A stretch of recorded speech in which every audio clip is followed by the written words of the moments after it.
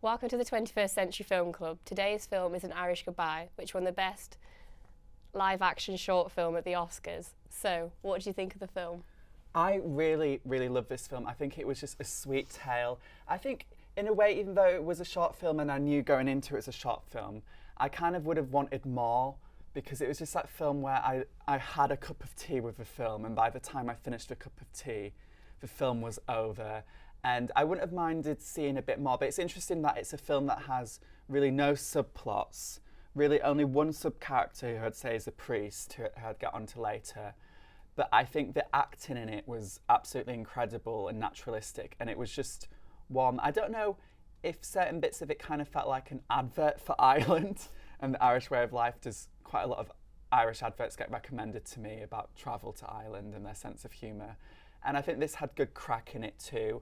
But I think because it was also about death, it didn't go into like schmaltzy, romanticising farm life. In fact, it had interesting things to say about people who are left behind as well in Ireland. Yeah, I feel like it was a nice, like, sort of easy watch in some ways, to say it like covered like sort of the taboo of death, things like that. Like, I think it like sort of showed it all in the backdrop of like rural Northern Ireland, but then also sort of showed how different people deal with death, especially like I feel like even the division between like here and like Northern Ireland, they deal with it a lot differently, I think, around death and things like that. Yes, I think that Northern Ireland versus England, or like London, it was very, very subtly done. It wasn't preaching about the difference between England and Ireland, but that was definitely a theme with one brother who kind of felt like the older brother, although I think that was a bit ambiguous at certain bits. He went to England and he had come back to London specifically, and then the younger brother with disabilities had stayed behind, and I think that was like a metaphor for England and Ireland and the amount of people, the brain drain, perhaps you could argue, that have left Ireland to go on to further places. So it was kind of a for and against argument with two different characters on the other in either camp. And then when you get even closer into that, the actual mechanism of the film, which was a list of the things that the mother wanted to do before she died, that fit into this pros and cons list. So it's quite a smart idea, that.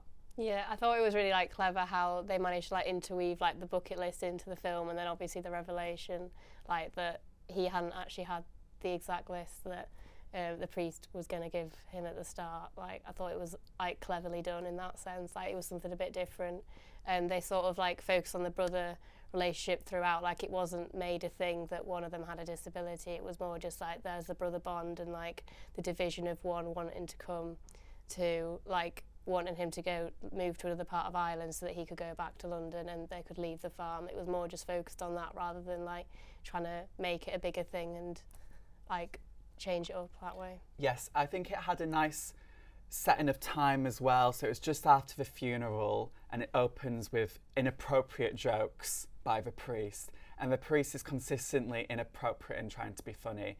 And as I said earlier, with kind of Ireland almost selling itself now as a place of like crack, whether that's online or whether that's on in advertising, in online culture, I think it's interesting that they kind of showed us an inappropriate time and place for this kind of humour.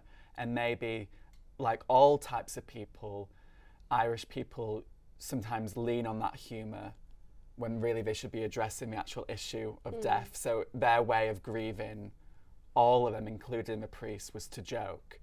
And it was kind of too jokey between the brothers and their rivalry, when actually, when you went deeper into it, there was a lot of resentment there, like true resentment, because the younger brother was made to feel like he was being a burden on everyone, which was totally wrong. And I think the viewer was supposed to believe that. But then you could also see why, for a sibling to look after another sibling, which is also a taboo, to be put in that caregiving responsibility, it seems like quite a lot for someone who hasn't chosen to have children. Yeah, I think like, I don't know, I feel like they kind of, some of the acting, like, I think was quite raw. Like, they just sort of really depicted the emotions throughout, and you could see like the turmoil between, you could see like the turning point with the brother when he saw him on the farm, and he could sort of like start to see like, oh, like maybe it would be the right decision for him to like stay here. It's more beneficial for him. And like even when he's like, if he thinks he's gone missing at one point, like you can see like it switch. He realises that he does really care for his well-being and everything. You sort of see him take on a more paternal role rather than like a sibling role. Yeah, that missing scene was actually very clever because even though it was all resolved in about 30 seconds, you still actually had quite good tension there. And then it was also humorous when it was showing like the Tai Chi and the start of the bucket list. And I think that was a good film in the way that even though it was very predictable, I think it was very clear that when the twist was revealed that Larkin had been lying about the list, that they would resolve it and they would become friends again. And actually that would endear him closer to his brother. I think that was very obvious, but it almost didn't matter because it was a short film. Yeah. It's a good format because it doesn't have to impress people like a longer film where the twist has to be amazing to justify watching an hour and 10 minutes. But with this, it was just a nice kind of more Irish way of storytelling where it's all about having an interesting story. Yeah, and to say like it was like a low budget film, I thought they did what they could like really well. Like they used like a nice backdrop of Ireland, but they also like at times made it look bleak to like obviously like foreshadow what was happening and their grieving situation. But I thought they like filmed it and put it together really well to say they had like limited resources for it. I guess it makes sense that it is low budget, but because of how beautiful Ireland is, it didn't feel low budget. No, it kind of felt like quite a glossy, concentrated effort on getting into the Oscars category and winning. And I'm actually very glad they won because I think for them to do a plot of a film that this easily could have sustained a feature-length film, I was very happy that they could condense it down into a smaller one.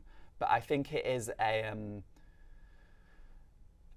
think it was the acting. There was a bit of music as well. There was one montage in the film with the bucket list, and that was kind of a halfway point between the film. And I feel like every second counted, every minute counted. And I quite liked the open ending of the film. So I'll just say that the film itself, it didn't really conclude on what is going to happen. It just showed more of the brothers reuniting. Yeah. It was interesting. What did you think of the ending? No, I kind of liked it. Like some films, like you get, like even Irish films, like say Sing Street, like the open to that was like so open-ended, and you're like, oh. And then like you want a sequel, but I feel like this, I didn't felt like it needed one or like had to be any longer. I thought the length of the film and what they did was really well done, and I thought the ending was just like it worked for the film. I think. Yes, I think it just showed you that the film it wasn't about great events or really the plot. It was all about characters, and it was character driven, and that's why, as I was saying, there was no subplots, but there was the priest kind of just to put that little bit of contrast in. But it was really just a film over 20 minutes on two people, two different perspectives, two different takes, but it was very nuanced. It wasn't one binary kind of pro-England or pro-Ireland or responsibility. I think with the death, it kind of did move me a bit more than I thought it would for a short film, and it was. I think that was just because this opened with death straight away, and then they did bring back to the mother, whether it was through her voice, speaking out the bucket list, or whether it was the very end of the film and they were singing the song together. Yeah. And Belfast song, and it was a great kind of nice raw moment, as you were saying about rawness. No, yeah, I just thought like it was done well, and I liked that they had the mother's voiceover. Like they didn't overdo it, but I liked how they sort of weaved it in to sort of bring back like the poignant message of like they have just lost someone really close and important to them, and even though like death's so difficult, like it's really ended up bringing them together, even if the bucket list wasn't as you thought it once was. And it was genuinely funny that the bucket list kind of made a fool out of Turlock with him posing nude with like fruit and other things. Yeah. So it was a good way to kind of get a bit of revenge on your brother, that bucket list. I do actually have to say that I don't think I'm incredibly perceptive and aware of watching a film, but I think I knew straight away that the priest didn't give the bucket list. I think they did do some sort of editing there to make it very clear, because I was like, because he like had it close up in his hand, and then I was like, I feel like he didn't take the list, but then like, you just sort of forget, and then you like went with it. Oh yeah, okay. That was good. I think it was a very simple setup with that list as well, and it was a very nice way of saying it doesn't really matter what the list is or what the mother's wishes are. The main wish was for her two sons to get on with each other and have that bond.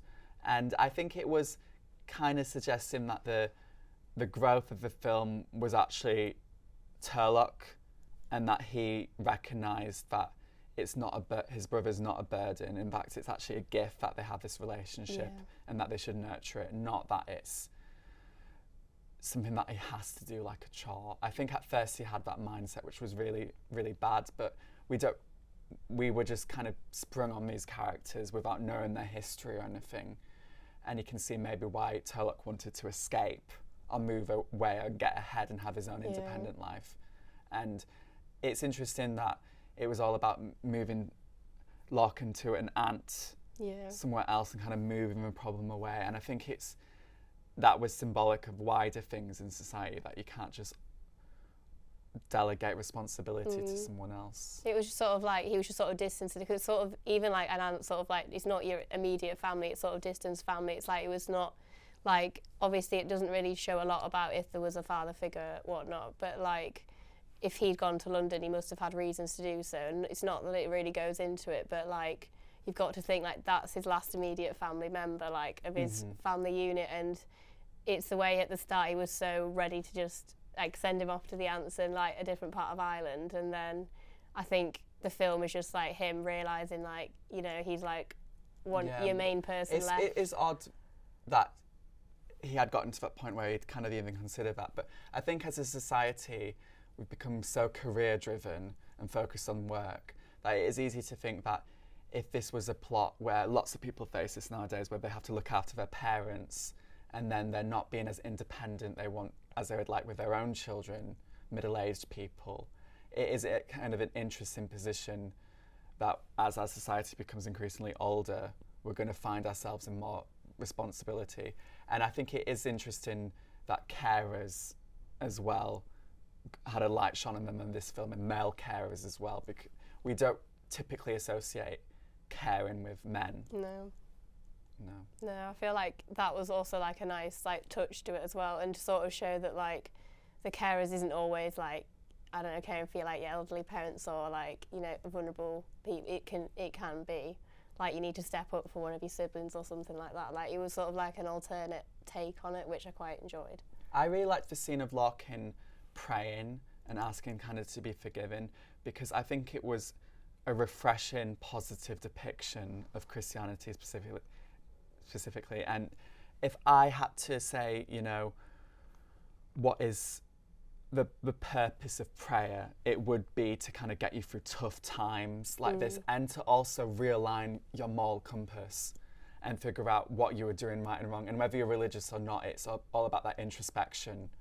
of thinking to yourself, have I done something wrong? And having that conversation with yourself.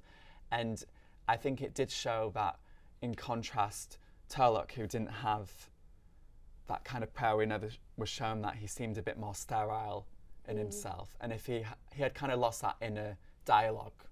Yeah, like it might even just show that like he's sort of moved out from the area, so he's become more secularised in just doing that. Like he might not, like I feel like it's more of a prominent thing, obviously in Ireland as well, like that you would have the Christianity there, but then obviously if he's gone and experienced more like life and everything like elsewhere, then it sort of brings back that he's not like as in touch with maybe the tradition as like his brother was, and that maybe it's just showing like the difference in their lives and their like life plans, that like he's gone and in his new life faith's not as massive a thing as it is for say him, who's always been in the same, and who's like, you assume he's still always been grown up on that farm, and obviously religion might have been a bigger thing for that family unit there.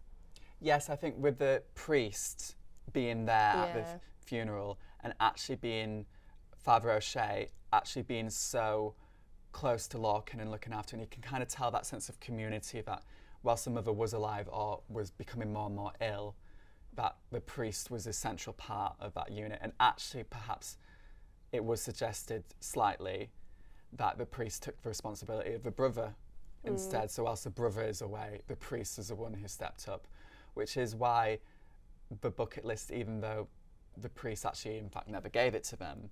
I think this is why the mother would have written kind of such a list and had the priest heavily involved in her plans, because it is another thing that if you know you are going to die, you have to get your house in order. You have to set up things with family and provisions, especially for your children.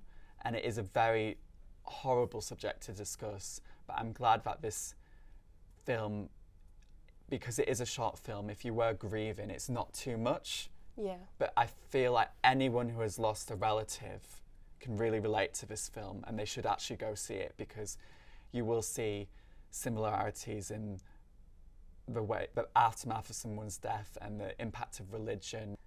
I agree. Like, I feel like in a way it's like it's obviously not an easy watch. Like, death's never easy, but I feel like they've done it quite masterfully, that like it shows, like, as bad as like grieving is and things like that, like it sort of shows more of like, instead of people like coming and like trying to avoid asking if you're okay, like some people feel really uncomfortable and they just feel like they don't know how to talk to someone who's lost someone. I feel like the film sort of shows it in a different way. Like the father still comes and talks to them and he's cracking jokes, and they sort of, although they're going through like such a hardship, like they're still trying to find light and a bit of like crack between it all, so to make it easier. I feel like sort of they did it well, like even if you took out like the Christian element of it, it's saying like don't turn your back on it, even though like yes, like you might have left for certain reasons, but you know there could always be a reason why you need to return. And even if you feel like you've outgrown it maybe as a place, especially as a person, like if you feel like, you know, because I imagine like there isn't a great deal to do in rural Ireland, and if you're growing up and you're wanting to see the world more, like it's so understandable that you'd want to move on. But I think it does just sort of show that you know it's all right to come back every once in a while. It doesn't mean you have to permanently stay there, but just to like return, I think is important. Yeah, no, I really agree. It's all about morality, not so much Christianity, and I think that does fit the ages of the characters too. They're in their 20s or 30s even. They're millennials, they're not that old, they're perhaps not that aligned with religion, and this is the first generation really that has grown up and turned their backs on going to mass every week and being formally religious. So it is interesting that this film actually has commentary, even though it's 20 minutes, to say about the different generational attitudes of religion. And as you do say rightly, it is about right and wrong. And I think we all know, if you did a poll on what Turlock should do, 100% of people I think would say this is what he should do. It's quite clear what's right and wrong sometimes, but that doesn't mean you can't waver or falter or get lost in who you are and what you need to do. Thank you for watching 21st Century Film Club.